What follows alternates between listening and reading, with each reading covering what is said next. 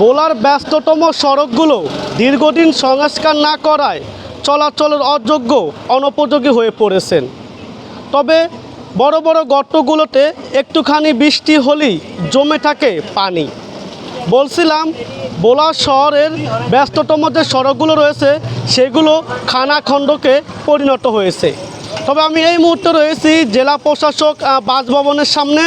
আমি দেখেছি যে ভোলার যে ব্যস্ততম সড়কগুলো রয়েছে যেমন ডিসি অফিস, এসপি অফিস এবং নির্বাচন অফিস, তারপরে ভোলা সদর মডেল থানা, গার্লস স্কুল, মহিলা কলেজ এবং কোর্টের যে সড়কগুলো রয়েছে সেগুলো দীর্ঘদিন ধরে সংস্কার না করায় কিন্তু খানাখন্দকে পরিণত হয়ে এখন চলাচলের অযোগ্য পরিণত হয়েছে, এমনটাই দেখা গিয়েছে। তবে আমি এখানকার যেই প্রতিনিয়ত যে হাজার হাজার মানুষ চলাচল করে, আমি পথচারী এবং এখানকার মানুষের সাথে কথা বলেছি। তারা জানিয়েছেন যে দীর্ঘদিন ধরে এই যে চলাচলে তাদের অনুপযোগী হয়ে পড়েছে। যদি অতি দ্রুত সংস্কার না করা হয় তাহলে তারা যে পৌরসভাবাসী কিন্তু তারা যে চলাচল করতে অনেকটাই অসুবিধা হবেন বলে আমাদেরকে এমনটাই জানিয়েছেন। তবে আমি পৌরসভা কর্তৃপক্ষের সাথে কথা বলেছি। পৌরসভা কর্তৃপক্ষ আমাদেরকে এমনটা জানিয়েছেন যে অতি দ্রুত তাদের বাজেট পাস হলে তারা এই রাস্তার কাজগুলো ধরবেন বলে আমাদেরকে এমনটাই জানিয়েছেন। তবে আমি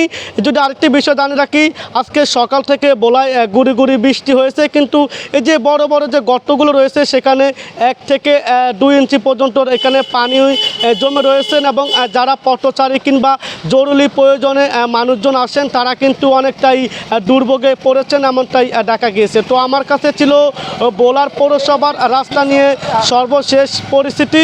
সাথে আছে আমি মোহাম্মদ বাবুল রানা।